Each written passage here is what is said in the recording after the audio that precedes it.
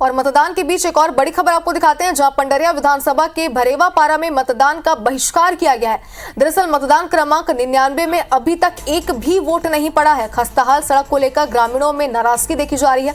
सड़क निर्माण की मांग पूरी नहीं होने से ग्रामीणों में नाराजगी है और सुबह 10:30 बजे तक ग्रामीणों ने वोट नहीं डाला। तो ये बड़ी खबर इस वक्त आपको दिखा रहा हूं। और आपको याद होगा कि कुछ दिन पहले ही जब हमारे संवाददाता ने यहाँ के लोगों से बातचीत की थी तो उन्होंने साफ तौर पर यह कहा था कि सड़क नहीं बनने से वो नाराज और वो वोट नहीं डालेंगे।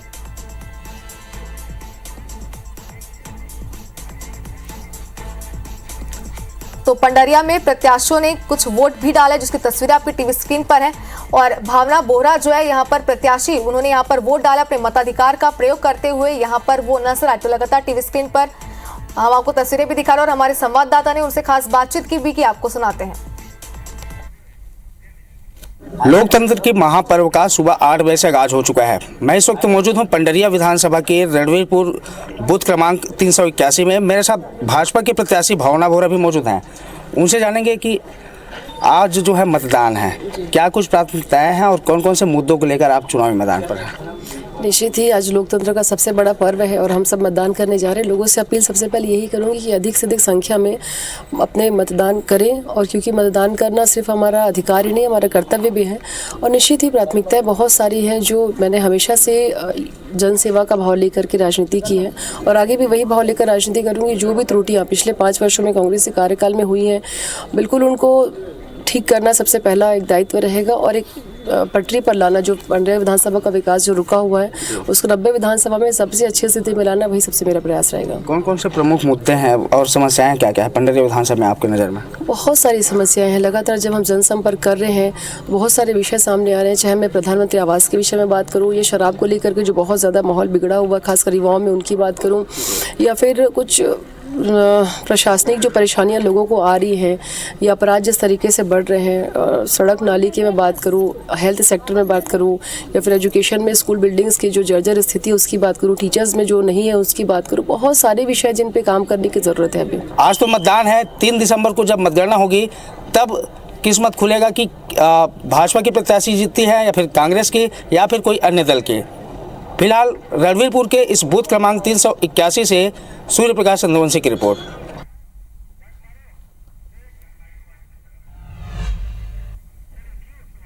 और जैसा कि सुबह से आज हम आपको जानकारी दे रहे हैं कि हमारे 20 सहयोगी जो हैं वो लगातार 20 सीटों पर बने हुए हैं, जो अपडेट हम तक पहुंचा रहे हैं। और इसी बीच हमारे 3 सहयोगी पुनीत पाठक, हितेश व्यास और रचना नितेश हमारे साथ जुड़ चुके हैं, जो आपको पूरी अपडेट मतदान को लेकर आगे भी पहुंचाते रहेंगे। तो रचना नितेश के पास हम चलते हैं। रचना जी, किस तरीके से मतदान की स्थितियां आप देख पा रही, क्या माहौल है मतदान को लेकर? देखिए शुभांगी, सुबह 8 बजे से ही मतदान केंद्रों में कवर्धा के लोग जो है वो पहुंच रहे हैं। और कवर्धा में कुल यहाँ 16 प्रत्याशी हैं। 17वां जो ऑप्शन है वो यहाँ पर नोटा का। मैं इस वक्त यहाँ पर बूथ क्रमांक 334 में खड़ी हूँ, जो कि आदर्श दिव्यांगजन मतदान केंद्र है। और यहाँ पर दिव्यांगजन जो है उनके लिए कई सुविधाएं जो है वो दी गई है। यहाँ पर व्हील चेयर की सुविधा है, रैंप बनाया गया है। यहाँ पर सांकेतिक भाषा के लिए एक मैदान यहाँ पर स्पेशली रखा गया है, जो कि दिव्यांगजनों की मदद कर रहा है। जो बोल नहीं सकते हैं, सुन नहीं सकते हैं, उनके लिए सांकेतिक भाषा का इस्तेमाल किया जा रहा है। साथ ही ब्रेल ईवीएम की भी यहाँ पर सुविधा है। उन्हें लाइन में लगने नहीं दिया जा रहा है, सीधे उनके लिए सुविधा है कि वो सीधे जाएं और सीधे अपना मतदान करें। यहाँ पर मैं आपको ये भी दिखाना चाहूंगी कि किस तरह से यहाँ पर पूरी व्यवस्थाएं की गई है। सेल्फी पॉइंट यहाँ पर बनाया गया है ताकि लोग जो है वो मतदान करने के बाद यहाँ पर सेल्फी पॉइंट में फोटो खिंचा सके, जो लोग इस वक्त खिंचा भी रहे हैं। इसके साथ साथ सबसे अच्छी बात यह है कि दिव्यांगजनों के लिए बहुत सारी सुविधाएं हैं। जैसा मैंने आपको बताया कि ब्रेल ईवीएम यहाँ पर है, सांकेतिक मैदान यहाँ पर तैनात किए गए हैं और बहुत अच्छी यहाँ पर व्यवस्थाएं हैं। सुरक्षा व्यवस्था के साथ साथ ही इस बार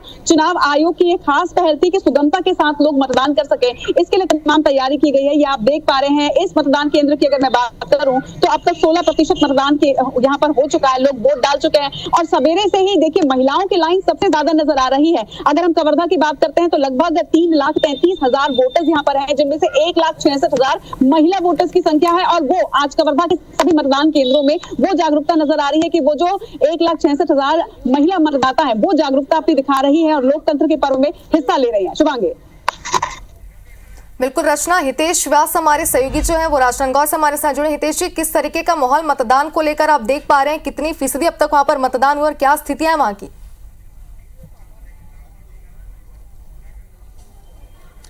शुभांगी, इस वक्त मैं राजनांदगांव के दिग्विजय कॉलेज में मौजूद हूं। दिग्विजय कॉलेज में जो मतदान केंद्र बनाया गया है वो पूरे राजनांदगांव में बड़े मतदान केंद्रों में से एक शामिल है। कुल मिला के 3 बड़े मतदान केंद्र हैं, उसमें से दिग्विजय कॉलेज भी है। और यहाँ पर जैसे कि रचना भी बता रही थी कि इस बार निर्वाचन आयोग की तरफ से कुछ खास तैयारियां की गई हैं। संगवारी बूथ यहाँ पर बनाए गए हैं जो सिर्फ महिलाओं के लिए तय किए गए हैं। कई दिव्यांगों के लिए भी यहाँ पर अलग से बूथ बनाए गए हैं ताकि वो आएं और आराम से अपने मताधिकार का प्रयोग कर सकें। मेरे पीछे भी आप देख रहे होंगे, देखिए इस तरह का सेल्फी जोन एक बनाया गया है। तो सेल्फी जोन ये इसलिए बनाया है कि वोट देकर आएं और उसके बाद में उत्साह से अपने यहाँ पर सेल्फी खिंचवाएं। और हमने सुबह से शाम तक यहाँ अब तक जो समय बीता है उसमें देखा है कि युवा भी आ रहे हैं, फर्स्ट टाइम वोटर्स भी आ रहे हैं हमारे संवाददाताओं के जरिए। और हमने खुद ने यहाँ के 90 साल के एक दंपति से भी यहाँ पर बातचीत करने की कोशिश की। हालांकि वोटिंग परसेंटेज देखेंगे, चूंकि मेरी जानकारी में जो यहाँ पर चीजें चल रही हैं उसमें कुल 8 सीटों में से 6 सीटें हैं जिसको हम लगातार आज देख रहे हैं, जिसमें से एक राजनांदगांव की ये प्रमुख सीट है। और ये इसलिए प्रमुख है कि राजनीतिक तौर पर यहाँ पर सबसे बड़ा चेहरा भारतीय जनता पार्टी के डॉक्टर रमन सिंह मैदान में है। चौथी बार लगातार इस सीट से चुनाव लड़ रहे हैं और इससे पहले डोंगरगांव से भी वो चुनाव जीत चुके थे। 2004 में जब वो मुख्यमंत्री बने थे उसके बाद पहला उपचुनाव हुआ था, तब वो 2004 में डोंगरगांव से जीते। 2008 में फिर वो डोंगरगांव से वापस राजनांदगांव पहुंचे और लगातार 3 बार यहाँ पर चुनाव में जीत दर्ज किया। लेकिन वोटिंग परसेंटेज अब तक कम रहा है।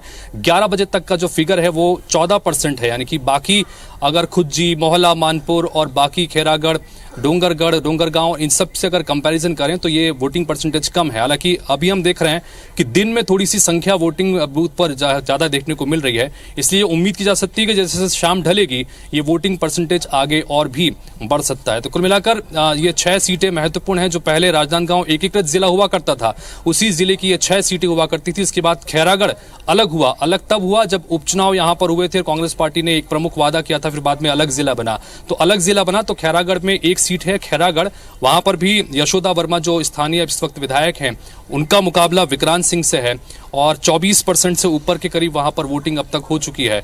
उसके अलावा एक और जो नया जिला बना था वो मोहला, मानपुर, अंबागढ़ चौकी का था। नक्सल प्रभावित इलाका माना जाता है, चूंकि राजनांदगांव का ये वो इलाका है जो महाराष्ट्र की सीमा से लगता है, गढ़चिरौली के आसपास का, वो नक्सल प्रभावित है। यही वजह है कि वहां पर सुबह 7 बजे से आज वोटिंग की प्रोसेस को शुरू हो गया था। लेकिन वोटिंग परसेंटेज बड़ा अच्छा है क्योंकि नक्सल प्रभावित इलाका होने के बावजूद 11 बजे तक वहां पर, चूंकि 7 बजे से वोटिंग शुरू हुई थी तो 4 घंटे के भीतर वहां पर 33% वोटिंग हो गई थी। तो वोटिंग परसेंटेज भी लगातार हमारे पास में आ रहे हैं, तस्वीरें भी यहां से लगातार हम दिखा रहे हैं। इन सब के बीच में हमने यहां पर रमन सिंह से भी बातचीत करने की कोशिश की। रमन सिंह ने यह दावा किया है कि पूरे प्रदेश में सबसे बड़ी जीत अगर किसी सीट पर बीजेपी की होगी तो वो उनकी होगी, इतना कॉन्फिडेंट वो नजर आ रहे थे। तो गिरीश देवांगन से भी हमने सबसे पहले बातचीत की थी IBC 24 में। गिरीश देवांगन ने भी ये दावा किया कि यहाँ पर लोग रमन सिंह के काम से खुश नहीं है, लिहाजा कांग्रेस को इस बार यहाँ पर वोट देंगे। राजनांदगांव सीट बड़ी दिलचस्प रही है। 2008 के पहले लगातार 4 चुनाव यहाँ पर ऐसे थे जब कोई एक विधायक कभी रिपीट नहीं हुआ। रमन सिंह ने उस सिलसिले को तोड़ा, लगातार 3 बार से विधायक हैं, चौथी बार लगातार एक बार फिर से मैदान में है। गिरीश देवांगन को यहां से कांग्रेस ने मैदान में उतारा है, लिहाजा यह चुनौतीपूर्ण सीट तो जाहिर तौर पर है। तो कुल मिलाकर चुनाव प्रचार भी देखने को मिला। योगी आदित्यनाथ से लेकर तमाम अलग अलग लोग यहां पर पहुंचे। यहां पर अमित शाह भी पहुंचे थे जब नामांकन का सिलसिला था। तो कांग्रेस की तरफ से भी कई दिग्गज नेताओं ने यहां पर आकर अपनी ताकत ठोकी है। जी शुभांगी।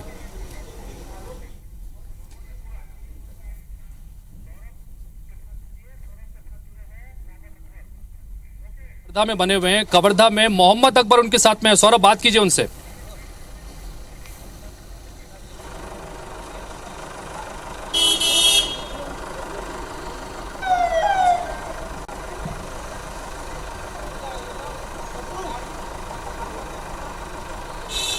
सौरभ, अगर मेरी आवाज अब तक आ रही है तो हम देख पा रहे हैं कि मोहम्मद अकबर कवर्धा सीट से प्रत्याशी हैं और बहुत तगड़ी फाइट यहां पर विजय शर्मा की तरफ से उनको मिलती नजर आ रही है। बार वो आपके साथ मौजूद हैं, अगर मेरी आवाज अब तक पहुंचे तो उनसे बात करने की कोशिश कीजिए। सौरभ,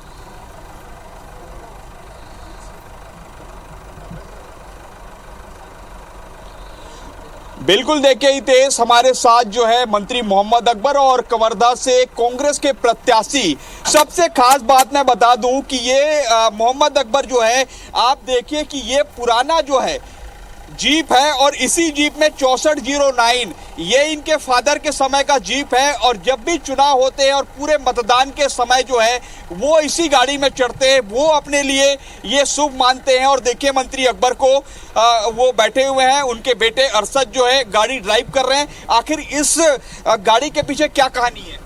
क्या है कि ये हमारे पिताजी की गाड़ी है और मैं जितना भी चुनाव लड़ा हूँ इसी में चला हूँ और हर बार जीता हूँ जी, तो इसलिए मेरे लिए शुभ रहा है जी। उसके बाद हम देख रहे हैं 6409 आपके सारे गाड़ियों का नंबर है, इस गाड़ी का भी नंबर है? हर गाड़ी का नंबर यही है, मंत्रिमंडल में जो गाड़ी मिला है उसका भी नंबर वही है जी। सर अब मैं आपसे इस पे आ रहा हूँ, आज मतदान हो रहे हैं, मतदान में अभी तक जो है 14% से ज्यादा मतदान हो गए, क्या लग रहा है कि ये आपके पक्ष में है? बिल्कुल हमारे पक्ष में है और कांग्रेस बहुत अच्छी स्थिति में है और एक तरफा जीत हासिल करेंगे जी। सर ये भी कहा जा रहा था कि आप जो है ज्यादा से ज्यादा डेवलपमेंट के काम को लेकर आगे गए, लेकिन बीजेपी जो है दूसरे मुद्दे पर आपको घेरती रही, क्या लगता है कि इसका कोई फर्क पड़ेगा? विकास की जीत होगी जी, विकास के मुद्दे की जीत होगी। 60 की लीड बरकरार रहेगी कि आगे पीछे? अभी वो क्रमशः बढ़ते जा रहा है, एक तरफा होगा। अच्छा, अभी तो मैं वही देख रहा था कि पिछले 3 घंटे से आप लगातार पोलिंग बूथ में जो लोग बैठे हैं, अपने कार्यकर्ता हैं, बातचीत कर रहे हैं, क्या फीडबैक आ रहा है? फीडबैक बहुत अच्छा है, चारों तरफ का वातावरण एकदम ही बढ़िया है जी, और इसीलिए उत्साहित होकर हम लोग आगे बढ़ रहे हैं जी। सर एक ये कह रहा था कि 8 विधानसभाएं हैं दुर्ग संभाग में जो फर्स्ट फेज में अभी हो रहा है और 12 आपके बस्तर में, क्या लग रहा है 20 में से कुछ कम हो जाएगा? क्योंकि एक बस जो है अभी आपके पास राजनांदगांव नहीं है, तो क्या लग रहा है? कम नहीं होगा, बढ़ेगा। अच्छा, राजनांदगांव भी जीत जाएंगे? जीत जाएंगे। ओवरऑल छत्तीसगढ़ को लेकर क्या कहेंगे? छत्तीसगढ़ को एक तरफा जीत हो रही है, हम तो नारे ही दिए हैं अब की बार 75 पार। लेकिन सर उधर आज नरेंद्र मोदी सूरजपुर आए हैं, वो कह रहे हैं कि आप लोगों भ्रष्टाचारी है, आप लोगों ने वो काम किया है जो कभी किया ही नहीं जा सकता। जी ये सर, राजनीति है, सब आरोप प्रत्यारोप इसी तरीके से चलता है, सच्चाई धरातल में कुछ और है, जिसको जो बोलना है बोले। कांग्रेस की सरकार बन रही है जी। तो आपने देखा ये मंत्री अकबर है और आप देखिए कि इसी गाड़ी पे जी सौरभ, बिल्कुल। तो जगदलपुर की अगर हम बात करें तो पुनीत जी हमारे सहयोगी आज सुबह से लगातार हमारे साथ जुड़े हुए, पूरी अपडेट वो हम तक पहुंचा रहे हैं। पुनीत जी, एक बार फिर से आपके पास आना चाहते हैं, क्या स्थिति मतदान को लेकर जगदलपुर में देखी जा रही है और साथ ही ये भी आपसे जानना चाहते हैं सुरक्षा के वहां पर क्या कुछ इंतजाम किए गए अभी?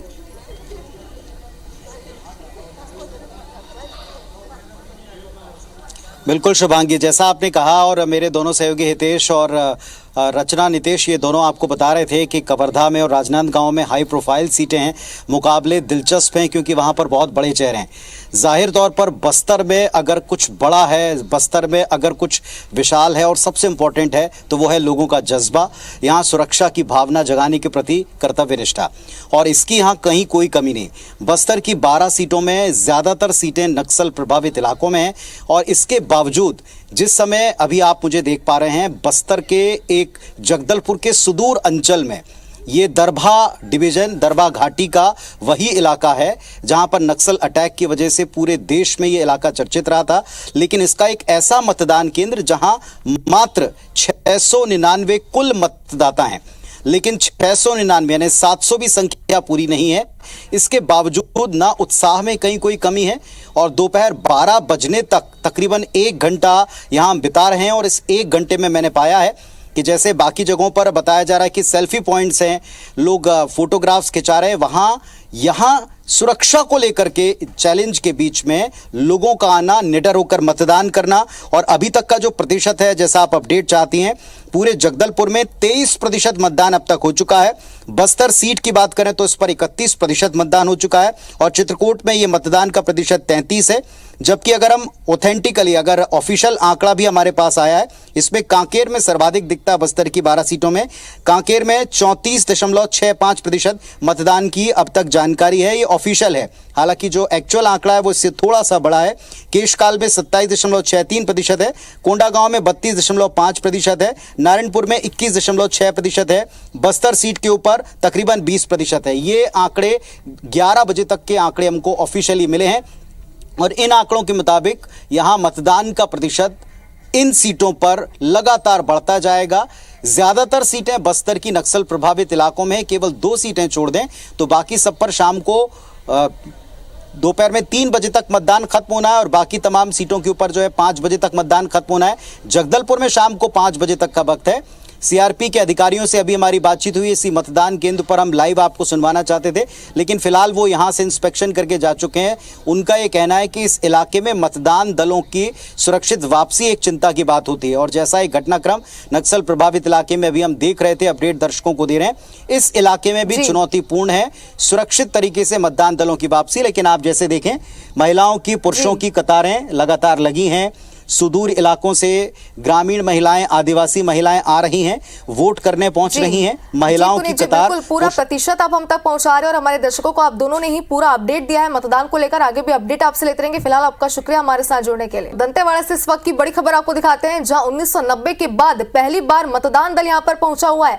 32 साल बाद मतदान दल चेरपाल पहुंचा है। आरबीसी 24 की टीम भी चेरपाल इस वक्त पहुंची हुई यानी कि मौजूद है। इंद्रावती नदी के दूसरे छोर पर चेरपाल है, जिस जगह की जानकारी हम आपको दे रहे हैं। नक्सलियों के डर से यहां पर मतदान नहीं होता था और कड़ी सुरक्षा के बीच आज यहां पर मतदान हो रहा है। केंद्रीय सुरक्षा बल की टीम इस वक्त मौजूद है। तो इस वक्त की बड़ी खबर आपको दिखा रहे हैं और मतदान को लेकर लगातार अपडेट भी आरबीसी 24 पर आप तक पहुंचा रहे हैं। चलिए, तो हमारे 3 सहयोगी हमारे साथ जुड़ चुके हैं। अगर बात करें राजनांदगांव की तो हितेश जी हमारे साथ जुड़े हुए हैं। वहीं अगर जगदलपुर की बात करें तो पुनीत जी हमारे साथ लगातार बने हुए हैं। इसी बीच तहसीन जैदी हमारे सहयोगी दंतेवाड़ा से हमारे साथ जुड़ चुके हैं। तहसीन, बताया ये जा रहा है कि 1990 के बाद पहली बार जो है यहाँ पर मतदान हो रहा है। क्या स्थिति मतदान को लेकर इस वक्त वहां पर देखी जा रही है और लोगों में इतने सालों के बाद यहाँ पर मतदान हो रहा है तो क्या उत्साह है? निश्चित तौर पे एक ये बड़ी बात ये सामने आई है कि ये चेरपाल इलाका है, जहाँ पे जो विकासखंड गीदम जो दक्षिण बस्तर दंतेवाड़ा के इलाके में आता है, यहाँ पे साल 90 के बाद जो है यहाँ पे मतदान दल नहीं पहुँच पाता था। उसका कारण सबसे बड़ा जो नक्सलियों का आतंक था वो यहाँ पे काफ़ी देखा जाता था। कई बार यहाँ पे मतपेटियाँ भी लूटने की खबर है। उसके अलावा बात करें कि कई जो मतदान दल आते थे उनके कर्मचारियों का मुलाकात नहीं हो रही। कल रात बिलासपुर में रहा हूँ, तो जो सवाल है आज दोनों दिन का पूछ लीजिए। इसमें डॉक्टर साहब बता रहे हैं पहले चरण में 20 में से 14 हम जीत रहे हैं। आप भी कुछ कहना चाहेंगे? अब फेंकना है थोड़ा ज़्यादा फेंक लेते डॉक्टर साहब, उसकी खुद की सीट तो बच नहीं रही है। और पिछले समय 17 सीट हम लोग जीते थे 20 में से, इस समय उससे भी पार जाएंगे। बहुत शांतिपूर्वक मतदान हो रहे हैं अभी तक के, और लोग मतलब मतदान का जो प्रतिशत है वो अच्छा ही है। और जो हमने ऋण माफ़ी किया है और घोषणा फिर से किया है, और राजीव गांधी किसान न्याय योजना मिला के 3200 रुपये क्विंटल धान का और 200 यूनिट तक की बिजली मुफ्त देने के बाद, एजुकेशन फ्री करने के बाद और 6000 प्रति मानक बोरा के जाते तेंदुपत्ता, ये सारे जो मुद्दे हैं इससे लोग प्रभावित हैं और इसी कारण से मतदान का प्रतिशत भी बढ़ेगा और फर्स्ट टाइम वोटर भी बढ़ चढ़ कर हिस्सा ले रहे हैं। तो इसमें हमारी जो सीट है वो 18 या 19, धोखे से एक आध सीट भाजपा आ जाए। कई बार पहली बार मतदान हो रहा है। फोकस था उनका पूरे भाषण में कि छत्तीसगढ़ हमने बनाया और आदिवासियों का भी विकास हम ही करेंगे। 15 साल उनको मौका मिला था और आदिवासियों के 1 लाख एकड़ जमीन उन्होंने छीन के अपने उद्योगपति मित्रों को भारतीय जनता पार्टी ने दिया और नक्सलियों आदिवासियों को नक्सली बता के या तो जेल के अंदर ठूस दिए गए या फिर उसे इनकाउंटर करके मार दिया गया। तो ये बात आदिवासी भूले नहीं हैं। आज 5 साल के हमारे कार्यकाल में आदिवासी निश्चिंत हो के अपने जो जिस प्रकार से पहले स्वच्छंद विचरण करते थे, आज़ादी पूर्वक वो रहते थे, आज उसी प्रकार के महसूस लोग कर रहे हैं और नक्सली सिमट गए हैं। इनके राज्य में तो नक्सलियों का ही राज था। बस्तर में या रमन सिंह की जो गृह जिला है जहाँ से निर्वाचन हो पाते हैं वो सारे वो कवर हो गया था नक्सलियों से। आज सब लोग बस्तर भी शांति को लौट रहा है। तो ये जो दावा कर रहे हैं प्रधानमंत्री जी वो गलत दावा कर रहे हैं। नारायणपुर आज भी नक्सली हमला हुआ, एक जवान भी घायल हुआ है आज भी। हाँ, वो पहले तो बहुत ज़्यादा होता था, इस समय उस हिसाब से तुलना करें तो कम हुआ। ये वैसे ये भी नहीं होना चाहिए। सुदूर अंचल में पहली बार मतदान होने जा रहे हैं। चुनाव प्रभावित हो सकता है इस तरह की जगह भगदड़ की भी स्थिति बन रही है। कहीं छुटपुट कोई छिटपुट घटना हो जाए इससे बहुत ज़्यादा मतदान में फर्क नहीं पड़ेगा, ऐसा मैं मानता हूँ। इस बार कई बार पहली मतदान बूथ बनाया यहाँ पहली बार मतदान करने लोग जा रहे हैं, बहुत अंदरूनी इलाकों में, तो इससे किस रूप में सुरक्षा की व्यवस्था है या विकास कार्य होगी? यही सबसे बड़ा प्रमाण है कि निर्वाचन आयोग ने अंदरूनी क्षेत्र में जहाँ मतदान केंद्र से उसे उठाकर सड़कों पर ले आते फिर से वापस उन गाँव में हुआ है। ये सबसे बड़ा प्रमाण है कि हमने बस्तर में शांति बहाली की। उद्धव ठाकरे ने आपको सुझाव दिया है कि आप बीजेपी में शामिल हो जाएं, सारे आरोप आपके हो जाए। उद्धव ठाकरे जी ने ये कहा कि वैसे तो आप नहीं जाएंगे, लेकिन अगर चल देंगे तो जो महादेव है वो हर हर महादेव हो जाएगा और सारे आरोप खत्म हो जाएंगे। वो तो व्यंग किया भारतीय जनता पार्टी पे, क्योंकि अजीत पवार जैसे भाजपा में गए ईडी से उसका नाम हट गया। हेमंता विश्व शर्मा छत्तीसगढ़ में घूम रहे हैं, शारदा चिट फंड घोटाला में उसका नाम था, वो मुख्यमंत्री बने बैठे हैं। नारायण राणे, बहुत सारे नाम हैं जो भारतीय मतलब मोदी वॉशिंग पाउडर से धुलने के बाद सब दाग साफ हो जाते हैं। सर, डॉक्टर रमन सिंह का एक बयान आया है जिसमें उन्होंने ईडी जो महादेव ऐप है उसको लेकर आपको कहा है कि आपको नैतिक अधिकार नहीं है सीएम पद पर रहने का, इस्तीफा दे देना चाहिए। भाई जो जिसके पास पैसा पकड़ा गया वो रमन सिंह के साथ उसको फोटो है, उसके पार्षद है, उसके बड़े करीबी हैं, भाजपा कार्यकर्ता, उसके यहाँ पकड़ा गया और भाजपा जो नेता है उसके रिश्तेदार की गाड़ी है ना। और दूसरी बात ये है कि जो परसों तक के कोई नहीं जानता था, वो क्या नाम है उसका, शुभम, वो अचानक पूरे महादेव का मालिक बन गया।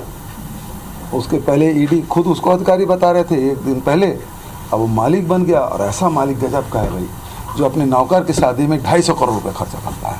मैं तो दुनिया में ये पहली उदाहरण होगा। तो ये एक्चुअल में है क्या कि ये रमन सिंह के साथ जो 2 अधिकारी और रहते थे ना, ये इसी प्रकार की स्टोरी बनाते थे, वही स्टोरी अभी दिखाई दे रहा है। तो ये पूरा प्लांटेड है। इसका मतलब है भारतीय जनता पार्टी हार मान चुकी है। ये उनका आखिरी अस्त्र था कि जिसको उन्होंने चलाया और ये फुसफुसिया बम साबित हुआ। कोई इसको मान नहीं रहा है, कोई सुन नहीं रहा है, और जो भी देखा है वो बोले ये तो प्लांटेड है। तो मैंने कल भी कहा था मजा लीजिए 17 तारीख। सर, ईडी ने जो ट्वीट किया था पहले वो कर लेना, वो उसके साथ ही है, उसके साथ ही है। उसने उसी का पैसा, रमन सिंह का पैसा नहीं है वो, मुझे पैसा पकड़ा गया कि वो तो 20 रुपये किलो चावल नहीं खा पाता, और जिसके पास 5 करोड़ रुपया था है ना, कोटेक चावल खाता है।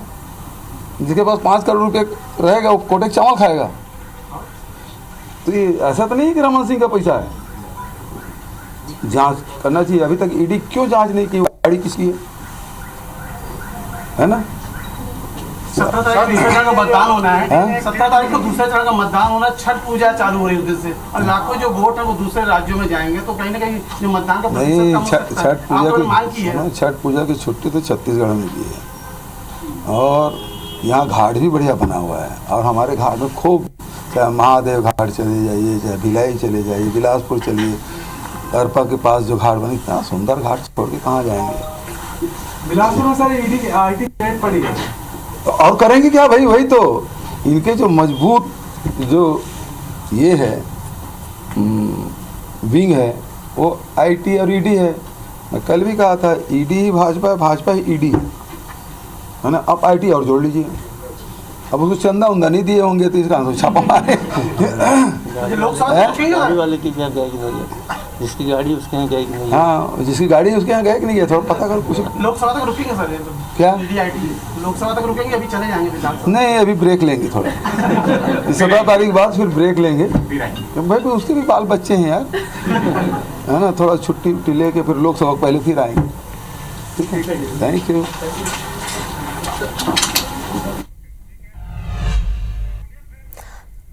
तो मुख्यमंत्री भूपेश बघेल को आप सुने थे, जिन्होंने बिलासपुर रवाना होने से पहले रायपुर में मीडिया से कई सारे मुद्दों को लेकर के बातचीत की और बीजेपी पर निशाना भी साधा।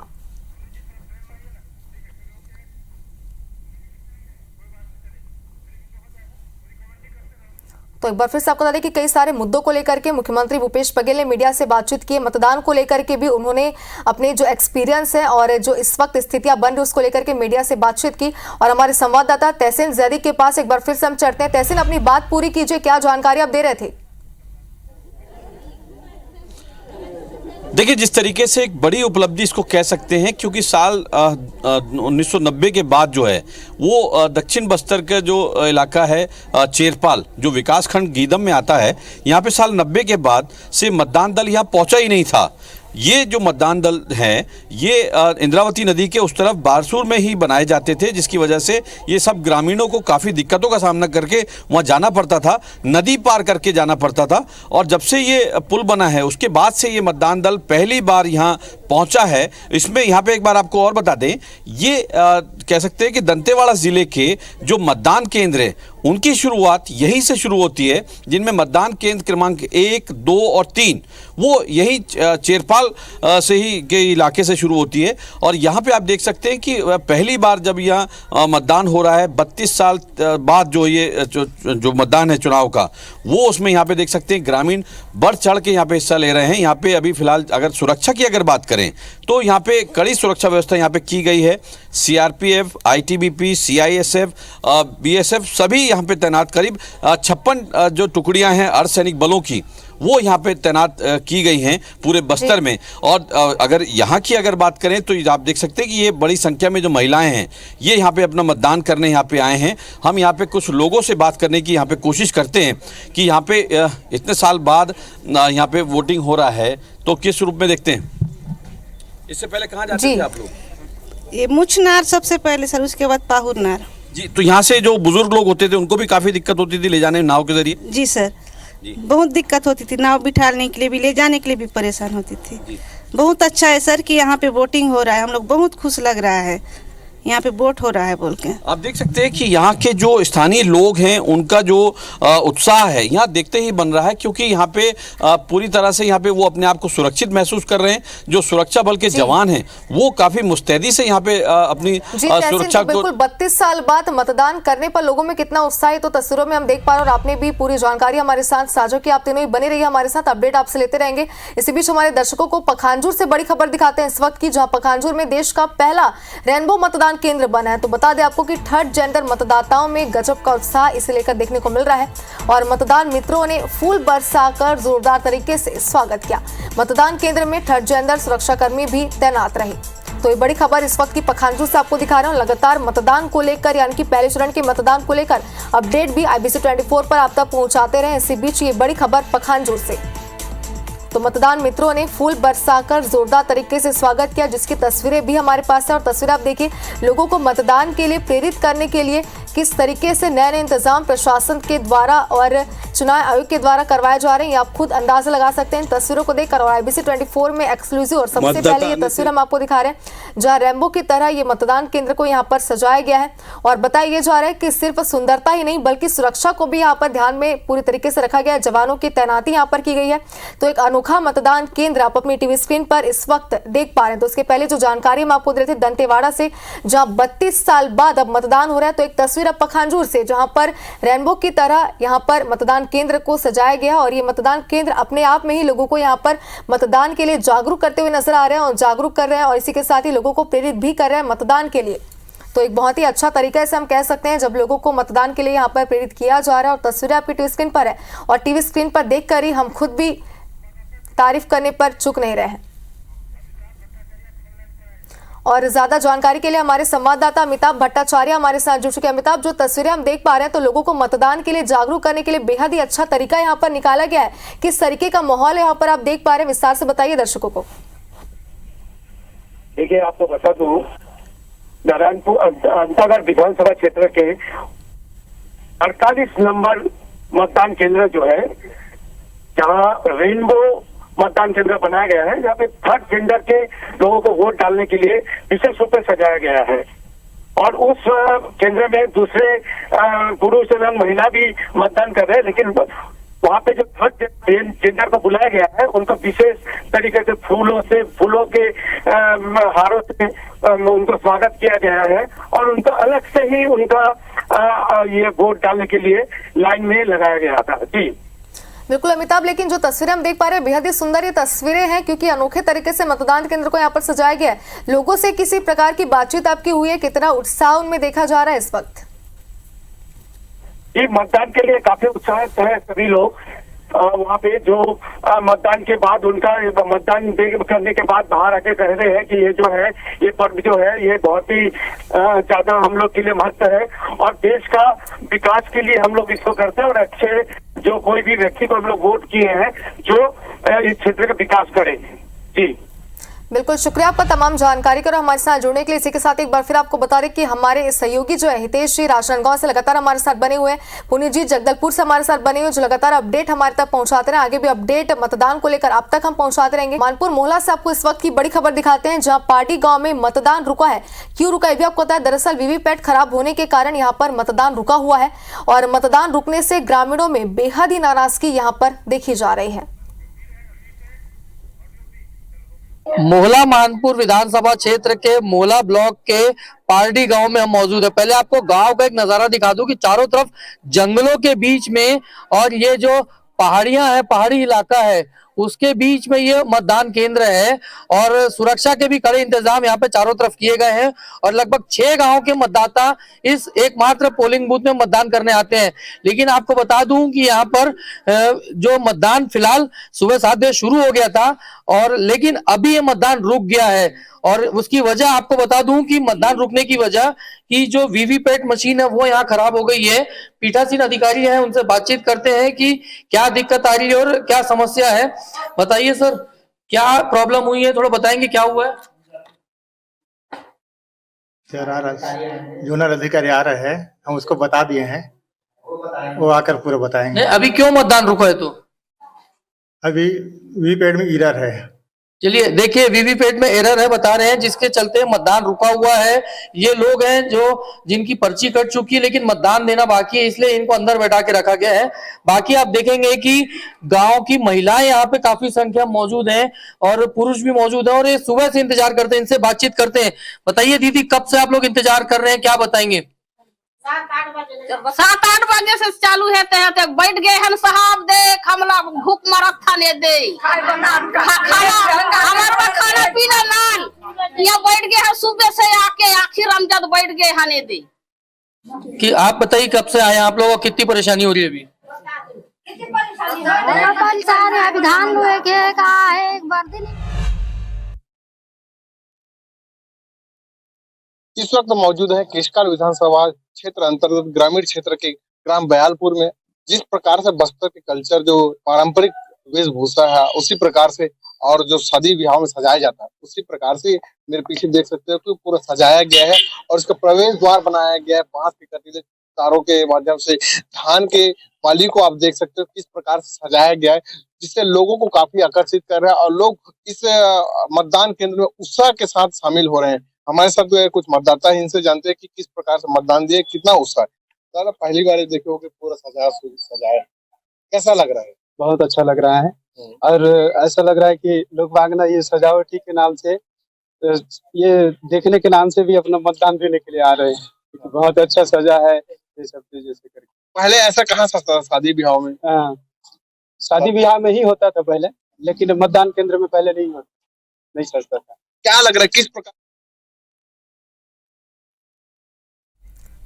तो हमारे सहयोगी हितेश जी और पुनीत जी लगातार हमारे साथ बने हुए पूरी अपडेट के साथ। और सबसे पहले राजनांदगांव का रुख करते हैं जहां पर हितेश जी मौजूद है, हमारे सहयोगी। हितेश जी, अभी तक का अपडेट आपसे चाहते हो, सबसे पहले आंकड़े भी आपसे जानना चाहते हैं, कितने प्रतिशत मतदान अब तक हुए हैं?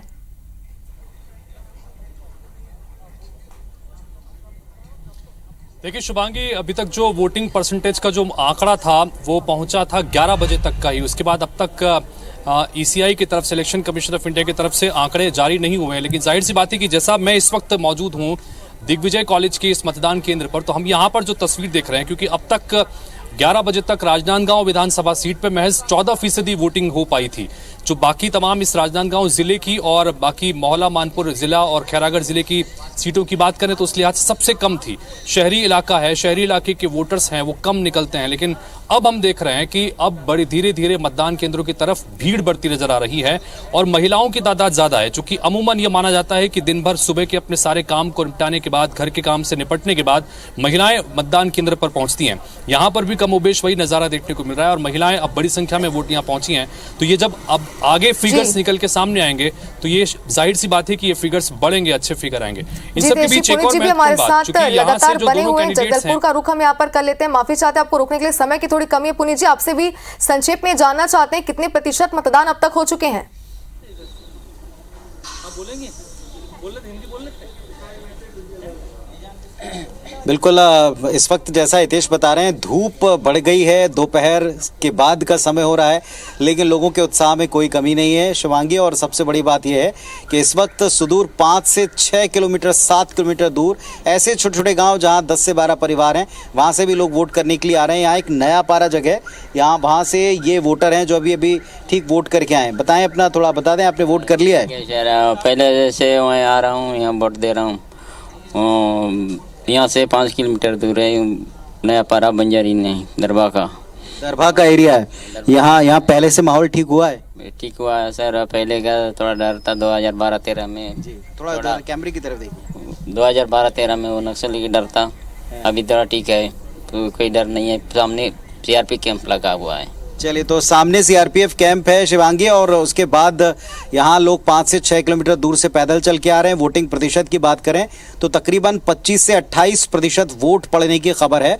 आधिकारिक आंकड़ा कुछ ही देर में हमारे पास में और आ जाएगा, लेकिन फिलहाल 28% तक बताया जा रहा है। 27-28% के बीच में वोट अभी जगदलपुर सीट के ऊपर पड़ चुका है और ये अभी तक का जो आंकड़ा है और बढ़ सकता है, क्योंकि जैसे आप देख रहे हैं महिलाओं की कतार अभी भी है। आदिवासी महिलाएं अभी भी दूर से अपने घरों से समय निकालकर वोट करने के लिए पहुंची हैं। पुरुष और महिलाओं की कतार आप देखें तो पुरुषों के मुकाबले आपको महिलाओं की संख्या ज्यादा दिखेगी। महिला वोटर्स की अच्छी खासी तादाद बताती है कि जगदलपुर में। पुनीत जी और रितेश जी, माफी चाहते हैं आपको रोकने के लिए, समय की थोड़ी कमी। अपडेट आपसे लगातार लेते रहेंगे, आप दोनों ही बने रहिए हमारे साथ पूरे अपडेट के साथ। शुक्रिया आपका जुड़ने के लिए। और यहाँ रुकते हैं एक छोटे से ब्रेक के लिए, ब्रेक के बाद जल्द लौटेंगे मतदान की खबरों के अपडेट के साथ।